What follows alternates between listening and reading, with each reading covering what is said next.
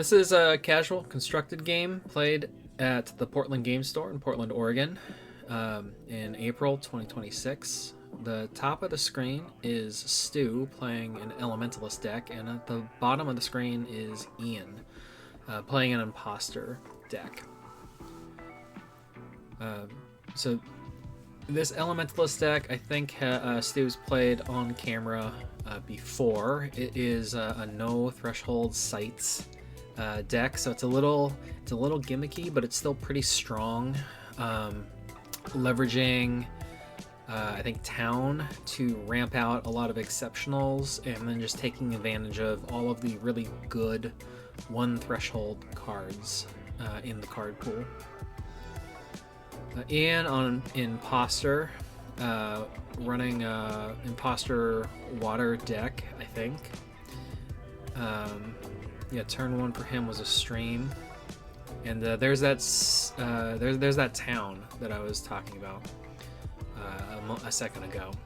So that is kind of central to Stu's deck's strategy here. He really wants to get town out. This is kind of like the ideal placement.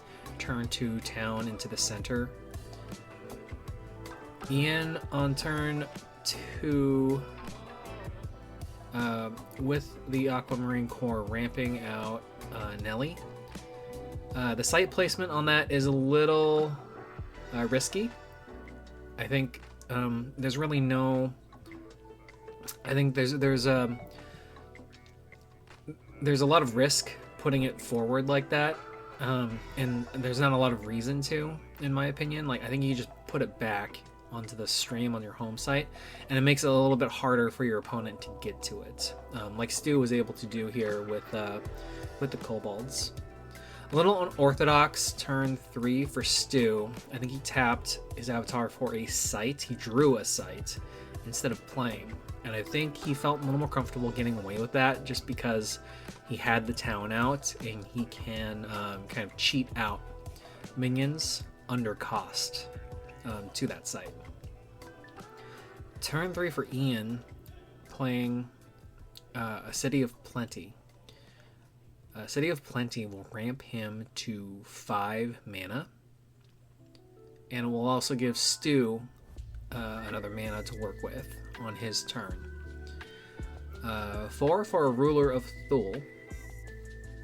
So Ruler could attack into Stu's home site here.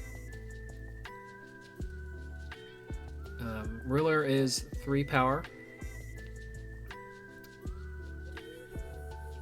It is a risk to attack it in, just because the kobolds could strike for 2. And all Stu would have to do is find a way to get an additional point onto the ruler at end of on his turn there. Ian, however, just being very conservative, playing out the ruler and choosing not to attack across the back row there.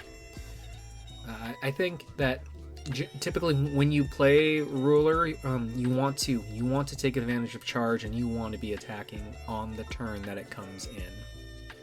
And if you're setting up for a move with ruler, the conventional wisdom is like get your other pieces ready to go on your back row, and then when you're ready to do the attack, play ruler, take advantage of charge, and then move everything over, just so you get full value for that card when it comes in. And again, we're seeing a really unfortunate play here from Stu. 3 for an Invigorate. Invigorate onto the kobold. Invigorate giving the kobold +3 power, so 5 power. And what's happened is Stu was attacked into the Croaking Swamp for 5 points of damage. And then end of turn, the kobolds will strike for their power. So they're going to strike for 5 on either the Imposter or the Ruler of Thule. Choosing to pop the Sinkhole to destroy City of Plenty. And Stu playing a Slumbering Giantess. Unfortunately, his math is a little bit off on this turn, and I think where he went wrong was that he had 4 mana in his mana pool on this turn with the +1 from the City of Plenty. And he also technically didn't... Well, no, he had 4 from City of Plenty. But when he played Invigorate, he thought that he was getting a discount just because all of his exceptional minions played on town get a discount. So in his head, he was thinking, well, Invigorate's only going to cost 2. And then for the last 2 mana, he's going to play a Slumbering Giantess onto town with the discount again. But it doesn't work like that because the discount only applies to minions cast to town, not to not to magics. Looks like Stu at the end of that turn choosing to use the kobolds to strike the Ruler of Thule. Remove that from play. Ian playing out and into the Abyss. Dragging the kobolds into the Abyss and banishing them. I think that is his entire play for that turn because it costs 4. Does get out of Troll Bridge to replace the City of Plenty. Stu now sitting at back to 2 mana. But as we've seen in Stu's deck, he's got a lot of like really powerful like 3 power exceptional minions that he can get out with use of town, and then ramping additionally with Ghost Town to give him 2 mana, an additional mana for turn. So he's got 4 mana for turn. He spent 2 for a Warhorse.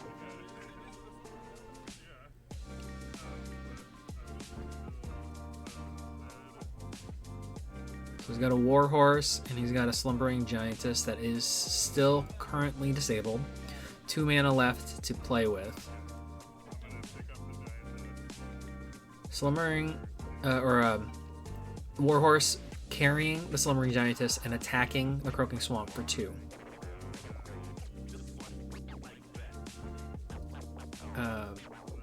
Warhorse, actually, it only costs 1 with the discount from town, so 3 mana left. 3 mana for a Scatter. And Scatter to just push the Aquamarine Core out of the Imposter's hand. And then I think the Warhorse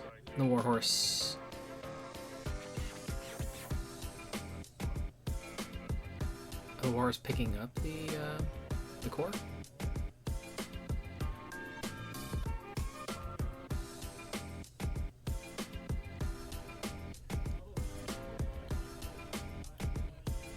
Yeah, it can't pick it up because it already picked up the Slumbering Giantess for this turn.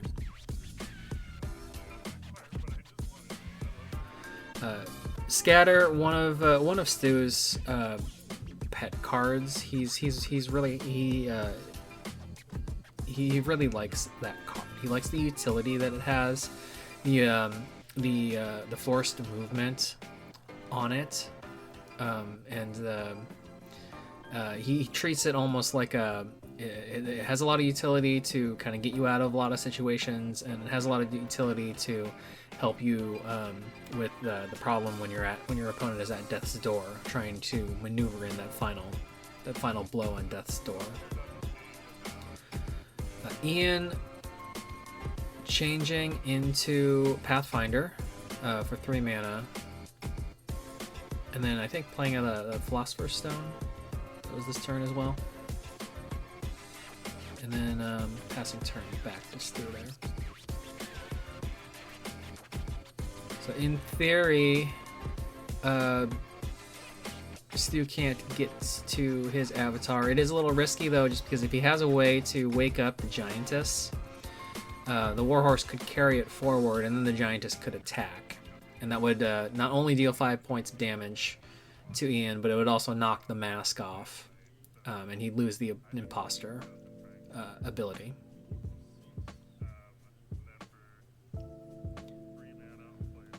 And there we go. An onslaught. So the way that onslaught works is that it doesn't really wake up the giantess permanently, but it does prevent it from being disabled for this turn. So that means that it can be used on this turn. And so Stu just is going ahead and doing that move that I just discussed, like carrying the slumbering giantess, attacking with the warhorse for 2 points, and then attacking in for 5. And then after attack, when he passes turn again, slumbering giantess is still asleep.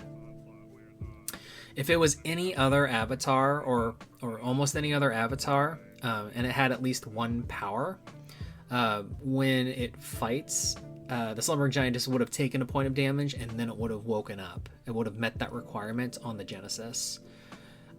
However, because Imposter is only 0 power when they fight, the Imposter strikes back for 0 and deals no damage to the giantess. The giantess is still asleep when Stu ends up passing turn.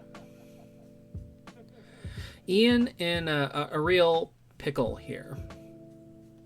It is increasingly likely that Stu has a way to wake up this giantess in some fashion.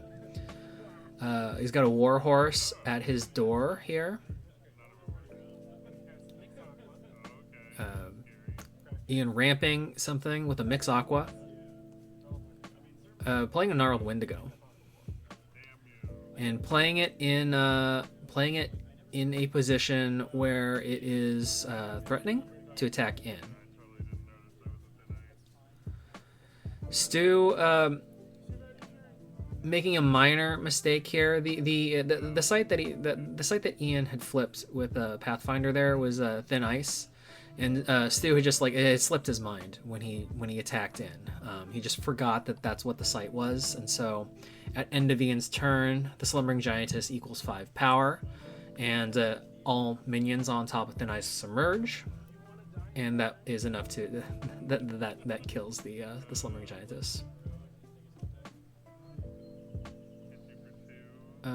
Stu attacking in with the warhorse for 2.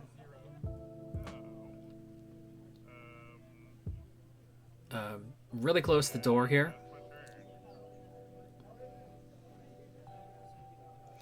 I think it's likely that we see Ian activate Imposter and flip to Ironclad. I think almost anyone who's running an Imposter list, there are a few avatars that are more or less auto-include in your collection. One of them being Ironclad, just because if you need to be defensive, you can pay 3, flip to that, and it presents a hurdle that your opponent has to overcome, just because in order to do any damage to you at that point, they need to do at least 3 points of damage, just because damage is prevented by 2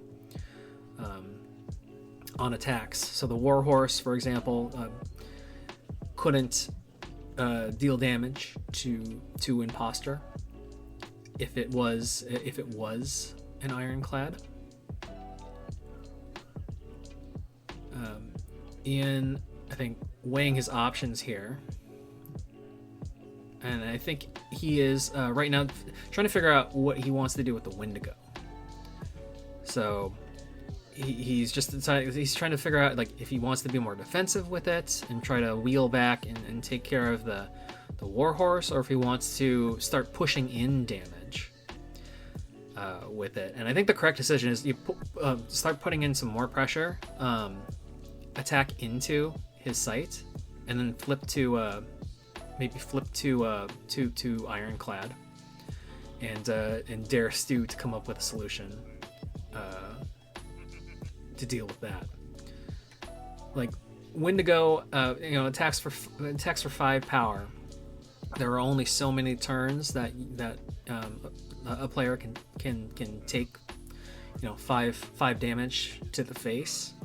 So Wendigo is something that Stu is going to have to deal with. And if he had flipped, I guess he didn't. He chose not to. But if he had flipped into Ironclad on that last turn, he would have been able to. He would have been able to negate the damage coming in from the Warhorse here. So Warhorse attacking in to bring Ian to door. Stu also playing King Arthur. King Arthur has a sometimes relevant ability where mortals can't be controlled. It would prevent things like infiltrate, mesmerism, betrayal. Those are the big control spells. Like Love Potion is technically a control spell, but is not commonly used. But in an Elementalist deck, King Arthur is more or less an auto-include, just because it's like an above-rate minion, regardless, and you automatically have Threshold, just from the thresholds that your avatar provide. So you pay 4, you get a 5 power body, and then it also occasionally has a relevant additional ability for you in game. It could shut down your opponent if they had like a Pied Piper or a King of the Realm, or any of those units that allow you to take control of other minions.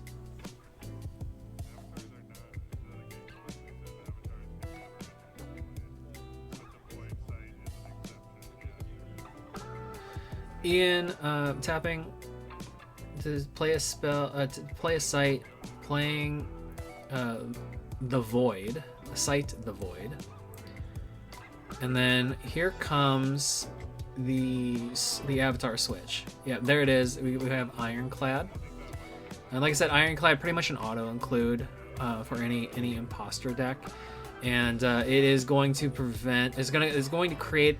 Make it more difficult for Stu to get that final strike in on door here.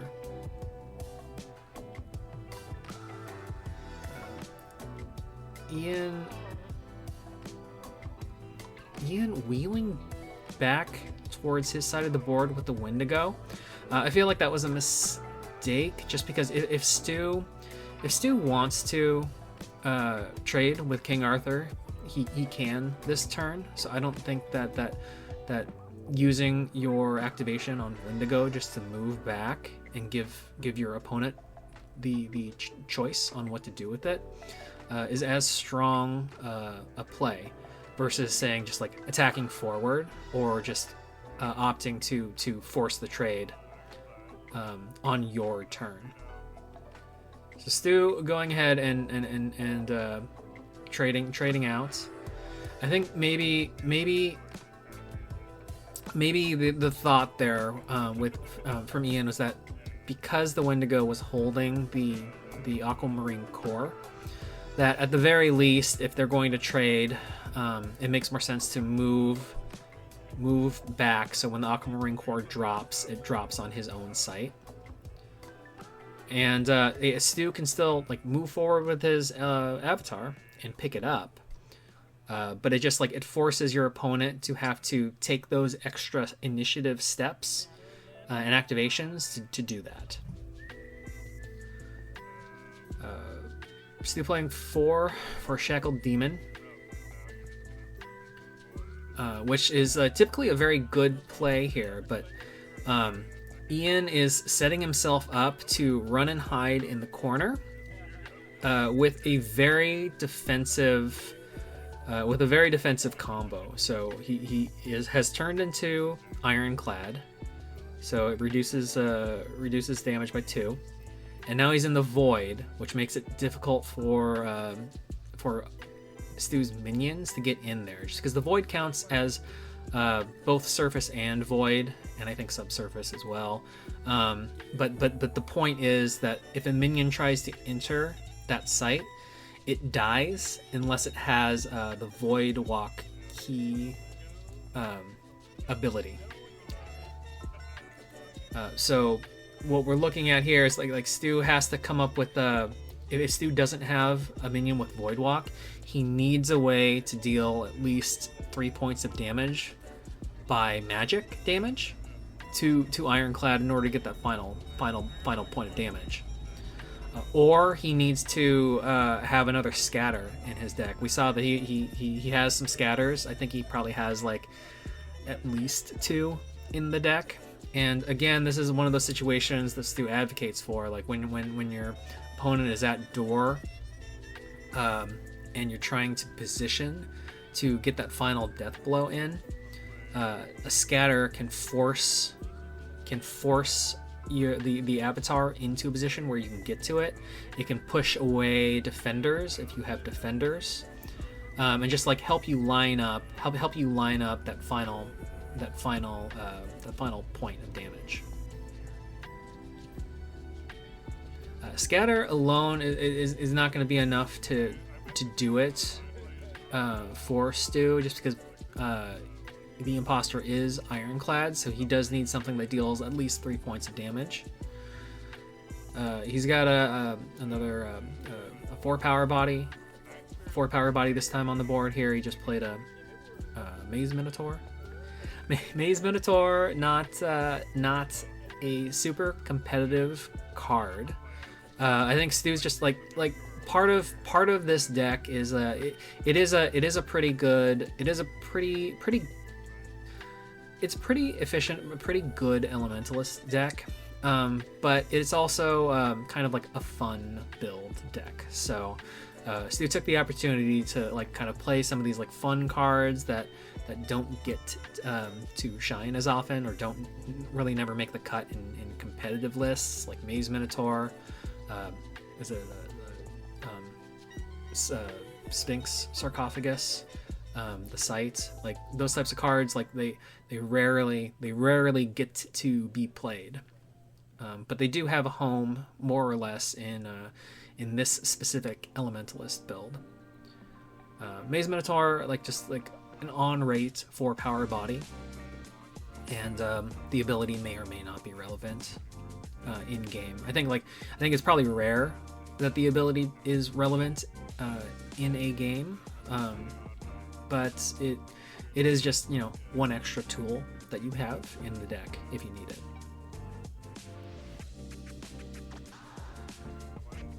Ian, looking for something to try to stabilize here. I think he has a blink in his hand.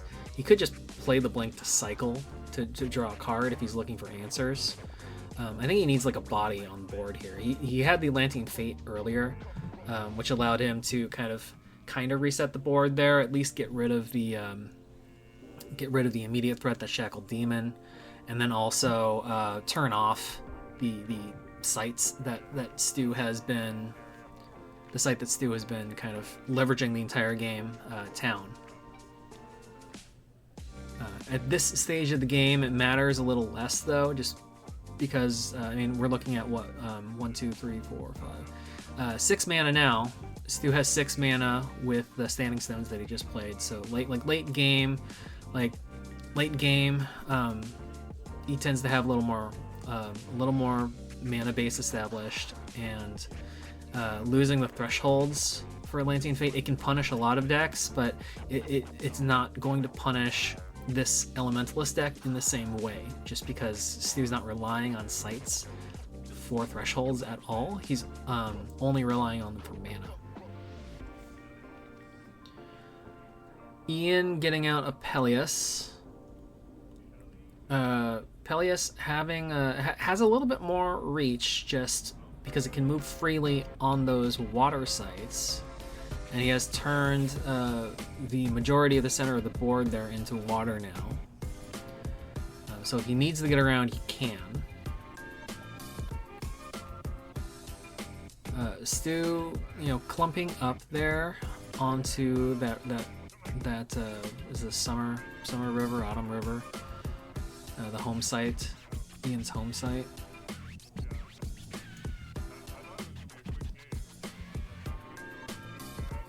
Stu looking for a way to end the game here, but The combo that Ian has retreated to is pretty difficult to get into here. Passing turn back to Stu, and we'll see what other tricks he has up his sleeve here. If he doesn't have Voidblock in his deck, like I said, I think that the only tools open to him are going to be like a lightning bolt or a scatter to get him out of that void site. Grapple shot into Peleus to remove that card. Playing a Kettle Top just to get another body onto the board here. And passing turn back to Ian. So Stu unable to get the final death blow, but still able to kind of keep the board clear here. Ian getting a card that might help him start to dig his way out of the situation. We've got a Lord of Lies in hand, and I think he might have a grapple shot in hand as well. He does. So if he plays the Lord of Lies, which is probably what he's going to do, that'll take care of the Minotaur. And then if Lord of Lies is allowed to stick around, he's got a lot of mobility. He's got a blink, he's got a grapple shot, and that can give Ian another chance to remove something with Lord of Lies, or just attack in. If he can get a bead on the Elementalist itself, I mean, he could grapple shot in for 6 points, and then potentially force a fight for 6 points, and then potentially attack with the unit for 6 points. And that's like a perfect situation, assuming that Stu doesn't have blockers, but Stu has blockers on the table. I think Ian's just kind of like trying to figure out the best way to play Lord of Lies here, and I think, yeah, like this is the best starting point with that card. Probably, yeah, playing it onto his own site to get force the fight and remove the Minotaur, so that takes a 4 power body off the table, and then it just sits there threatening on next turn. So Stu has to remove it. Otherwise it is problematic for him. I mean, and then like Stu doesn't know what Ian has in his hand, but we see the grapple shot come out. That's 6. Does he have 9 mana, really? 6. With a discount from Philosopher's Stone. 1, 2, 3, 4, 5, 6, 7. Yeah. Right, 7. Yeah. Both getting a discount because they are different elements. So yeah, just instantly getting that Lord of Lies on top. Stu with an answer though, just Poison Nova, clearing the board again. And again, I think that's the name of the game here for Stu's game plan here. Just trying to maintain control of the board, deny Ian anything that he tries to establish onto the board here, and waiting until he can draw something that's going to allow him to round out the game. And again, like if Stu has like a toolbox and he has a lightning bolt in collection, that would finish the game here. Stu playing a second town off to the edge there. This town active again. Not that he necessarily needs the discount on casting this late in the game, but it could be relevant. Ian tapping to play out an Undertow. He can choose to. I don't think it is a choose. I think you have to pull something. And likely pull it into the Troll Bridge. pull the Elementalist into the Troll Bridge. That would force a discard or a strike. I think he's spending a lot of time thinking about it. When in actuality, I think that's the only choice on the board here. And then Stu just immediately choosing to discard, discarding a city of traders. Ian, with 8 mana now, or with the discount from Philosopher's Stone, playing out a great old one. It looks a little weird on camera. I think he's playing with a foil, so it looks a little weird on camera. 8 there. Playing it on the surface, so it threatens to door Stu on this turn.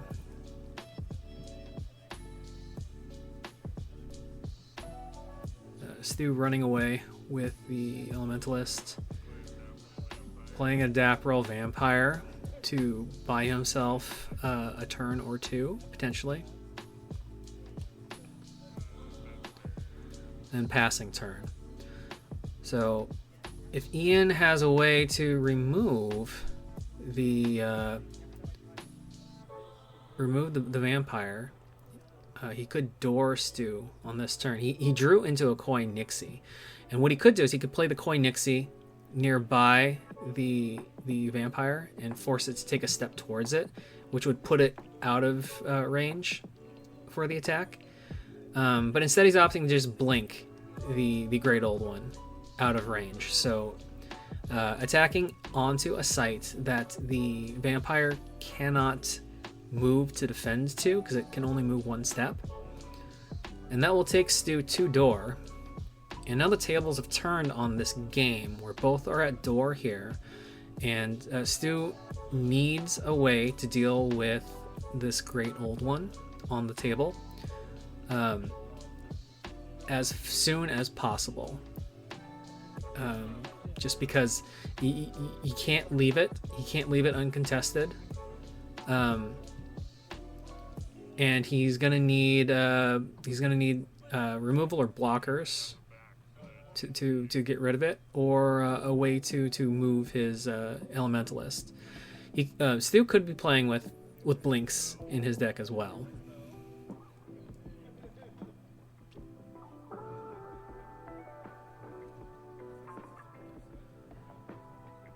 Luglog Cat coming into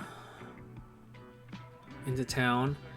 That card left in Ian's hand is still Koi Nixie, and I think it makes more sense to. Well, I guess you could keep Koi Nixie in your hand, in your back pocket, just because the ability is activated when it comes in. Stu with another board clear here. So moving his Dapral Vampire to safety, and then Poison Noving a second time to remove both of Ian's minions.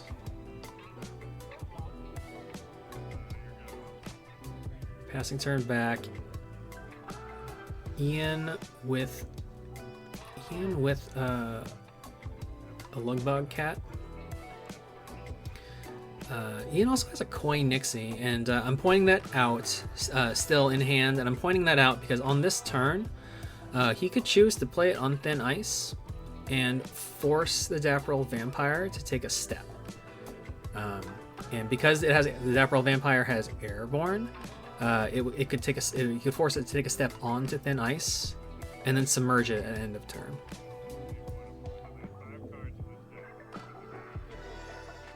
So that would be a pretty strong play, and I think that is kind of what Koi Nixie Thin Ice combo wants to do. Unfortunately, I think at this point, like, Ian is not really seeing it, and I think he's paying 3. He's digging into his collection. He's paying 3 to switch avatars. He's switching to a sorcerer. I think specifically to get the extra card draw. I think he was also considering looks like Wave Shaper for the tap down ability. But unfortunately, the site that the vampire's on is not a water site, so, or not adjacent to. Well, I guess it's nearby. It's nearby one of his water sites, so he could still tap it down if he had done that. But he chose Sorcerer to get that extra card draw. Drew into Lugbot Cats, and now he has 2 Lugbot Cats.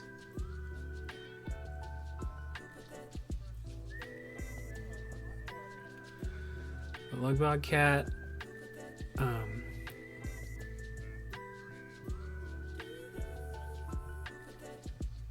Playing out a Lugbot Cat for 2. Playing out a second one for 5.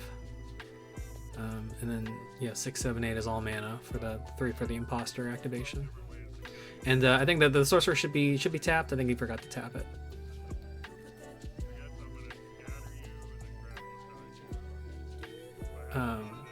Stu unfortunately has a couple win conditions in his hand. He's got the kobolds. He's got the kobolds, and he's got a scatter. So, unfortunately, Ian made the mistake, I think, of switching out to the sorcerer and trying to dig for a solution there, instead of staying on Ironclad. I think, like, especially when you're at door, you just wait it out. You just, like, you built that defensive position, and you keep leveraging that, and you force your opponent to have to overcome it. And I think also seeing the not seeing the Koi Nixie play was unfortunate for him on that previous turn, but a pretty fun game to watch. Always fun to watch an Imposter deck, and Stu's Elementalist deck is a lot of fun. It's a lot of fun. Looks like it's a lot of fun to play. It's definitely a lot of fun to watch. Thank you so much for watching, guys, and we'll see you in the next one.